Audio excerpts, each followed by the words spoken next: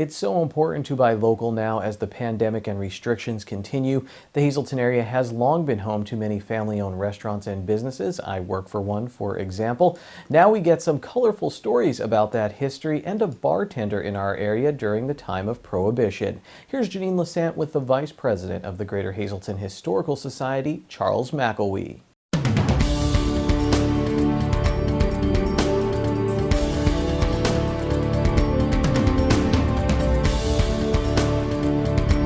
We have so many multi-generational, family-owned small businesses and restaurants, etc., throughout the greater Hazleton area. I mean, more so than most regions. It's really special to this area.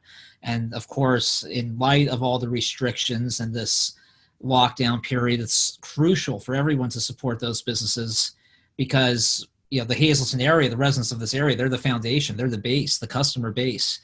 And there is so much history among those businesses. Some still present, some have gone. And one story I discovered was a guy named Joseph Galtieri, and he had a bar, his family did, a bar called Caruso's, and it was named after the Italian singer, famed singer, Enrico Caruso, and they first opened on North Wyoming Street. I mean, this is going back over 100 years ago. And they subsequently moved by the early 20s to the building still stands. What was Kresge's and what is now the Luzerne County Community College building on Broad Street in downtown Hazleton. On the second floor, they opened Caruso's there. And people forget, I mean, this was a town of theaters, and many actors and actresses in the roaring 20s, 30s, that Prohibition era, they would get off the train from New York in downtown Hazleton, go perform at the Grand or Feely, and then afterward, they'd head to Caruso's. Back when it was Prohibition, and it was essentially a speakeasy, and then, of course, when Prohibition was lifted. And so Galtieri had all these stories to tell, and he later worked at another well-known local nightclub called the Green Gables, which today, sometimes restaurants turn into churches. Today, it's known as Good Shepherd Catholic Church in Drums, and he worked there.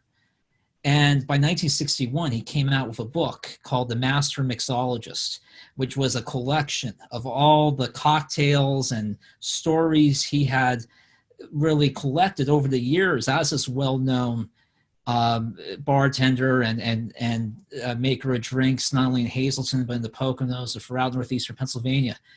And it was a hit. It sold in Las Vegas, San Francisco. I mean, to me, I guess the call on behalf of the Historical Society is if you have a copy of the book, let us know. We'd love to know the recipes. But it's a very fascinating history. But that colorful past is a reminder of what makes this area so special and why, it's so important to continue to support businesses and restaurants in the area. And we can make those drinks and we can taste test them, right?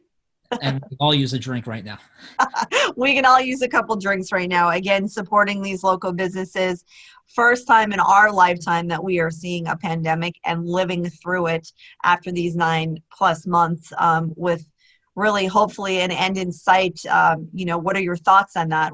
But if anything, I mean, if you look back to like the 1918 flu in Hazleton, once it ended, nobody talked about it. And you may even recall, our viewers, grandparents or great-grandparents who may not have even ever spoken about it, but they lived it. And, it was a traumatic experience and something that perhaps one does not want to talk about. And of course, this is a traumatic experience too, including for those local businesses and restaurants.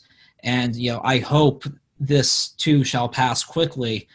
And I think, we could repeat history and perhaps, move on and hope that this will end very soon. Today's news feature is brought to you by Feisner's Ford in Freeland, who is celebrating 75 years in business. Give them a call at 570-636-3920, or you can log on to feisnersford.com.